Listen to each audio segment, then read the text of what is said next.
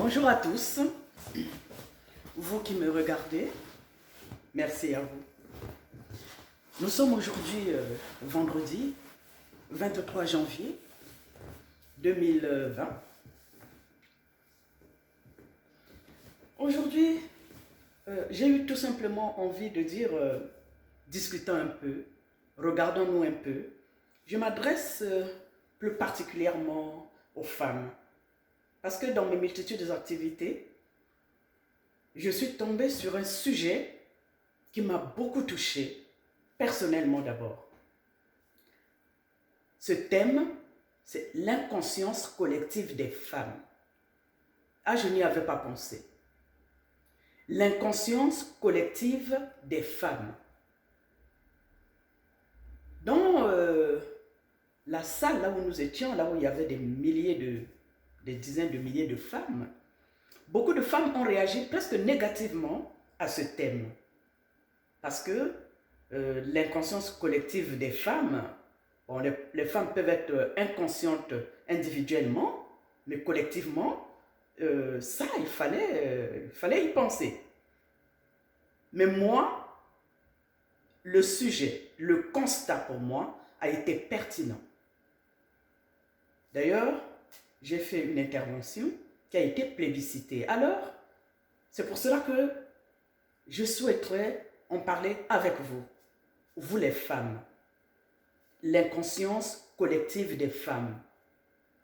L'inconscience collective veut dire que, collectivement, nous portons une certaine inconscience qui fait que nous n'arrivons pas à faire face aux problèmes qui se posent à nous collectivement. Chacun se bat d'une façon individuelle. Mais un seul doigt ne peut pas laver la face. Pour que la face soit bien lavée, il nous faut mettre les 5 doigts en face, pour ne pas dire les 10 doigts. Donc, tant que nous mènerons nos combats individuellement, nos combats sont voués à l'échec. Alors, continuons dans le constat. Et pourtant, dans tous les pays du monde, sauf exception, les femmes sont toujours majoritaires. Allons vers les pays d'Afrique, là où nous sommes. Excusez-moi, je ne me suis pas présentée. Moi, mon nom de naissance, c'est Eugénie Moyini, M-O-U-A-Y-I-N-I. Mon nom d'épouse, c'est Opou. Je suis née à Brazzaville. Donc, je suis du Congo-Brazzaville, de l'Afrique centrale. Et encore, j'ai fait partie de l'Afrique tout entière. Dans nos pays d'Afrique, les femmes sont toujours majoritaires. Le Congo-Brazzaville ne fait pas exception. Et pourtant, dans cette majorité là où nous sommes, et encore, j'ai envie de dire, 1, nous sommes majoritaires dans tous les pays. 2, c'est nous qui donnons vie aux femmes et aux hommes. Nous donnons la vie aux femmes et aux hommes. Donc, c'est nous qui peuplons le monde. Si aujourd'hui le monde est peuplé, c'est parce que les femmes ont donné des enfants. Mais au fait, quand vous regardez, quand on parle même de la population dans le monde, il y a combien de personnes dans le monde? Il y a 2 personnes. Une femme et un homme. Regardez bien. On peut vous dire qu'il y a des millions de personnes, comme en Chine, des milliards de personnes. Mais si vous regardez de près, il y a un homme et une femme. Et cet homme et une femme est né d'une femme. On va dire ça. Donc c'est nous qui peuplons le monde. Nous sommes les femmes les plus puissantes parce que nous peuplons le monde et nous donnons la vie. C'est nous. Sans nous, admettons que du jour au lendemain, les femmes disent, bon, c'est fini, on ne donne plus d'enfants. Le monde va se dépeupler.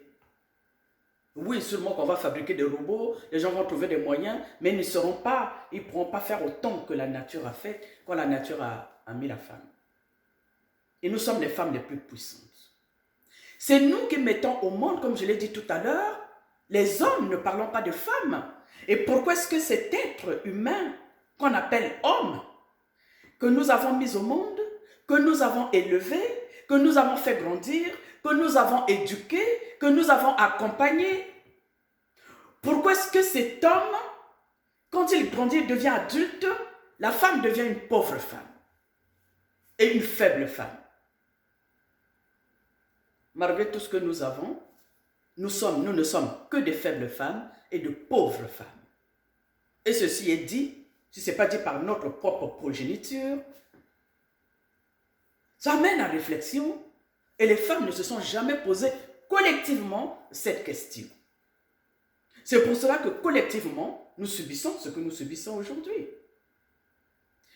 Nous avons dans nos pays des ministères des femmes. Les ministères des femmes servent à quoi? Pendant que je menais mes combats associatifs, tout à l'heure je me suis présentée, je me présenterai tout le long, parce qu'il ne faut pas que je prenne le temps à me présenter, parce que le temps passe. Hein? J'ai été élue à Lyon plusieurs fois, donc je suis à la fois femme politique, femme de lettres. J'écris sur, j'ai envie de dire, plusieurs sujets, sauf que je suis plus centrée sur le royaume Téké, pour ceux qui connaissent le Congo-Brazzaville, et je suis celle qu'on appelle romancière du royaume Téké. Et en tant que femme politique et responsable associatif, j'ai mené beaucoup de combats pour défendre des causes. Il y a quelqu'un qui m'a dit en cours de route, et un homme, s'il vous plaît, il a dit, madame, c'est bien, vous vous battez, c'est très bien, mais écoutez bien ce que je vais vous dire. Là, vous avez des acquis, vous avez quelques acquis, c'est-à-dire ce que vous avez gagné à travers les combats de quelques femmes. Vous avez gagné des acquis. Comme en France, on parle de l'avortement, et c'est pas tout, de l'émancipation de la femme, etc. On essaie un peu de gagner quelques acquis. Et avant, les femmes ne votaient pas, les femmes commençaient à voter, les femmes ne travaillaient pas, les femmes ont commencé à travailler. Tout a été toujours une lutte, on a essayé de gagner ces acquis. Mais attention, ne vous arrêtez pas en chemin, continuez toujours à exiger des acquis, parce que quand il arrivera un moment où vous n'exigerez plus, on va remettre en cause ce que vous avez déjà acquis. Ça a été un bon conseil. Parce qu'aujourd'hui, quand on voit la loi sur l'avortement, voyez combien d'organismes ou je ne sais pas quoi se battent pour qu'on enlève cette loi parce que ça ne leur convient pas. Pourquoi ça ne leur convient pas? Pourquoi est-ce que si c'est la femme qui porte l'enfant, si c'est la femme qui porte la grossesse, pourquoi la femme n'a pas la liberté de dire aujourd'hui, je ne veux pas? Si je porte une grossesse, à partir d'un viol ou je ne sais pas quoi, tout ce qui se passe en plus, on violente même les femmes dans ce monde de malades, et que je ne veux pas garder cette grossesse, les gens vont aller manifester pour dire non, elle ne doit pas avorter. Pourquoi? C'est notre corps et c'est encore d'autres personnes qui veulent faire la loi même sur notre corps. Sommes-nous des objets? Et nous n'arrivons pas à nous mettre ensemble pour faire face à ceux-là qui veulent nous rendre la vie toujours impossible. Et pourtant, dans d'autres pays comme la Chine par exemple, à un moment donné, on a même interdit aux femmes d'avoir des filles. Mon Dieu, mais qu'est-ce que nous sommes? C'est une conscience collective. Et nous n'arrivons pas à dire notre mot pour dire, mais pourquoi? Nous sommes des femmes et on nous dit non, femme n'accouche pas d'une fille. On nous exige à nous notre corps, on nous dit à nous ce que l'on doit faire. Comme si on était des enfants. Mais aujourd'hui, pendant qu'on dit aux femmes de ne pas avoir des filles, malheureusement pour eux aussi, ceux qui croient qu'ils sont plus intelligents, mais ils n'ont pas pensé que ces garçons qui vont naître, qui est-ce qu'ils vont épouser, ces femmes-là? Ils vont s'épouser entre eux? Oh ben on y va, hein, par les temps qui courent, ma foi. Hein? Rien ne peut nous étonner. Mais entre hommes, qui va faire des enfants? Oui. Ce monde est voué à disparaître. Sans les femmes, le monde disparaît. Et dans cette inconscience collective, nous avons ce qu'on appelle la journée de la femme. Le 8 mars, tout le monde célèbre parce que il y a des femmes comme Zetkin qui à un moment donné se sont levées.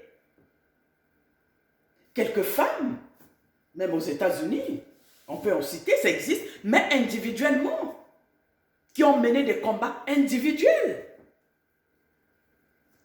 pour pouvoir essayer d'apporter quelque chose.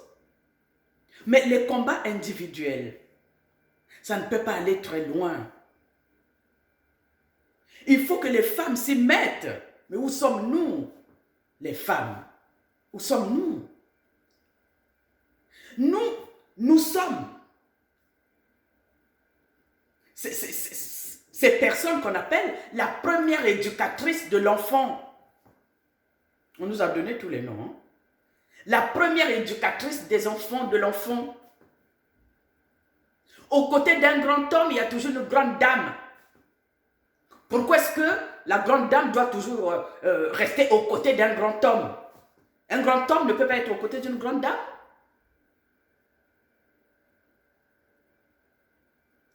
Quand un homme a besoin, ou un homme se bat pour arriver quelque part, la femme est toujours là, même devant. C'est elle qui va pousser, elle est toujours là, comme la maman, avec toute son ardeur, toute sa force, toute son intelligence, elle va le mettre pour faire gagner celui-là. Est-ce qu'au côté de cette grande dame, il y a un grand homme? Est-ce que cette grande dame exige d'un grand homme? On va essayer de dire, sûrement il y a des exceptions en tout. Mais bon, ça sort de cas individuels toujours. Allons toujours dans nos cas collectifs. Quand est-ce que les femmes vont se mettre ensemble, collectivement dans le monde entier, pour dire aux hommes, basta, ça suffit, le monde est fait de deux personnes, hommes et femmes. Et c'est nous, c'est ensemble, c'est ce couple qui doit construire le monde. Quand est-ce que nous allons faire cette exigence? Pourquoi, quand quelque chose arrive à une femme, nous n'arrivons pas à nous lever comme une seule personne pour dire non, les hommes, quand il s'agit des femmes, je ne suis pas dans le domaine politique, je suis dans le domaine administratif, associatif, culturel, et je suis dans le domaine de ces vérités qui sont les nôtres que nous vivons tous les jours. Dans n'importe quel milieu, quand il y a quelque chose, une femme a un poste de travail par exemple, l'homme au même poste va commettre la même erreur, ne sera pas sanctionné, mais la femme, elle, dès qu'elle commet la même erreur, tout de suite elle est et même moins, tout de suite elle est sanctionnée. Parce que la sanction vient des hommes. Hein, et l'homme va éviter de sanctionner l'autre homme. Mais quand il s'agit de la femme, ils ne les ignoreront pas. La femme est l'ennemi de la femme. Ce n'est pas les femmes qui l'ont dit, ce sont les hommes qui l'ont dit. Est-ce que l'homme n'est pas l'ennemi de l'homme? Quand ils se font des coups là, hein, comme des petits guerriers, tue-moi, je te tue. Hein, comme on dit en lingala, bomangangana bomayo. C'est avec les femmes, ce n'est pas les hommes. Pourquoi est-ce que nous ne disons pas l'ennemi de l'homme, c'est l'homme? Et pourquoi est-ce que les hommes, quand ils veulent noyer leur chien, ils arrivent à dire l'ennemi de la femme, c'est la femme? Ça veut dire quoi ça? Il y a quelque chose qui ne va pas dans l'inconscience collective. L'inconscience collective de la femme. Les femmes, nous assistons éternellement et nous regardons. Et comment dire ça déjà? On est là comme dans ce monde, on est comme des téléspectateurs dans un match où on regarde le match se dérouler et nous on est là soit à applaudir, soit à rire comme, voilà, comme des moutons, sans agir. Il y a beaucoup de choses graves qui se passent et nous les femmes on est là, chacun dans son petit coin. Ben, de toutes les façons, qu'est-ce que ça peut faire à une qui est là-bas, par exemple, voilà quoi, hein, qui est dans un monde là où elle gagne beaucoup, sa vie est bien, elle a des voitures, des trucs, des tralala, tout ce qu'elle veut, et ce qui arrive à l'autre à côté, qui sera peut-être la pauvre, qu'est-ce que ça peut lui faire? Malheureusement, ce qui arrive à une femme, quelque part, ce problème concerne toutes les femmes. Même quand nous parlons, venons-en à la violence faite aux femmes. Tous les jours, nous crions violence aux femmes. Et là, d'ailleurs, ça continue, c'est pas terminé. Violence faite aux femmes, les femmes subissent la violence, non. Mais la violence. Mais, et quand est-ce que les femmes vont se mettre ensemble pour dire stop à cette violence? Comment est-ce que, quel comportement faut-il adopter pour arrêter cette violence? Pourquoi? Mais on est là à chanter toujours la violence, mais la violence. Il faut trouver des voies et moyens pour arrêter cette violence. Et pour trouver des voies et moyens, il faut qu'on se mette ensemble, qu'on y réfléchisse et qu'on prenne des décisions qui conviennent et chacun dans son coin respecte les décisions. Mais non. Le 8 mars, violence faite aux femmes. Conférence, violence faite aux femmes. Et vous croyez que quand on parle de violence faite aux femmes, ça fait quelque chose à ceux qui mettent la violence chez les femmes? L'inconscience collective des femmes. Il fallait aller trouver cette phrase. Vraiment l'inconscience collective. J'ai même envie de dire, de ce côté-là, quand même, les hommes, mine de rien, ont quand même un regard les uns les autres. Mais les femmes que nous sommes, mon Dieu, qu'est-ce qu'il y a? Comment pouvons-nous être à la fois les premières éducatrices des enfants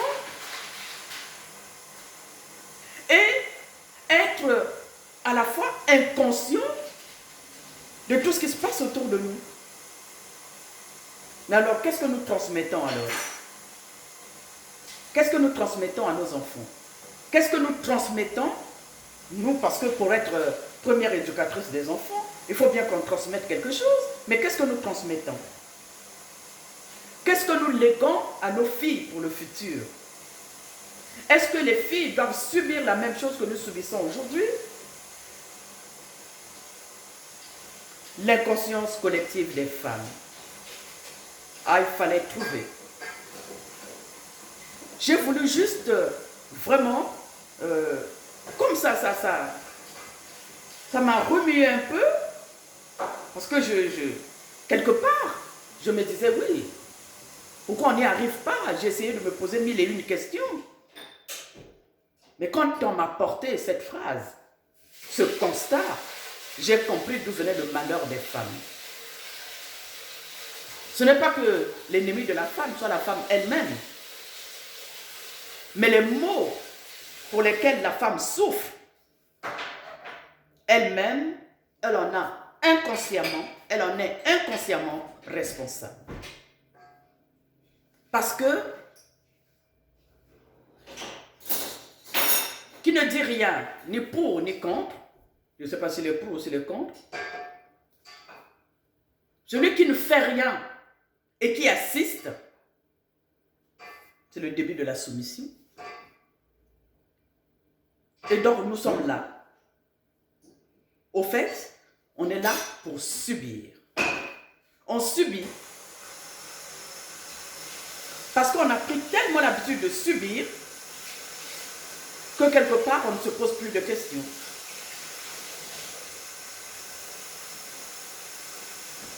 Il y a seulement plusieurs raisons, mais il faudra que chacun de nous trouve des raisons. Et c'est en trouvant des raisons, en y réfléchissant, en allant plus profond de soi, en se posant de bonnes questions et surtout en se disant que cette manière de faire, nos filles ne doivent pas subir cette manière de faire. Il faut que nos filles et nos petites filles puissent trouver une situation meilleure que celle d'aujourd'hui. Pour cela, il faut que les femmes se mettent au travail, ensemble, collectivement. Mais si elles ne le font pas, ce n'est pas dans leur tombe qu'elles vont aider leurs filles. Il faut élever le niveau de nos filles. Mais pour y arriver, il faut qu'on commence par nous-mêmes. Remettons notre conscience à niveau. Les femmes intelligentes, puissantes, les premières éducatrices des enfants, celles qui élèvent le monde, celles qui font vivre le monde. Allons, mettons-nous ensemble. Ensemble pour nos acquis. Ensemble pour préparer les jours à venir, les meilleurs jours à venir pour notre progéniture. Allons-y ensemble pour ne pas laisser cet état d'hécatombe à nos filles et à nos petites filles. Et quand on dit de filles et petites filles, c'est parce qu'on parle des femmes. Mais dans la foulée, les hommes vont y gagner. Ce que les hommes oublient, c'est qu'ils ne pourront pas aller loin sans les femmes. C'est soit ensemble, soit personne, c'est tout le monde qui perdra. Quand je dis cela, ma foi, je dis le peu que je pouvais dire. À vous de réagir. Et si chacune des femmes pouvait apporter un peu, nous pourrons faire ensemble un pas et nous pourrons avancer ensemble d'un pas. Merci à vous de m'avoir écouté. À très bientôt.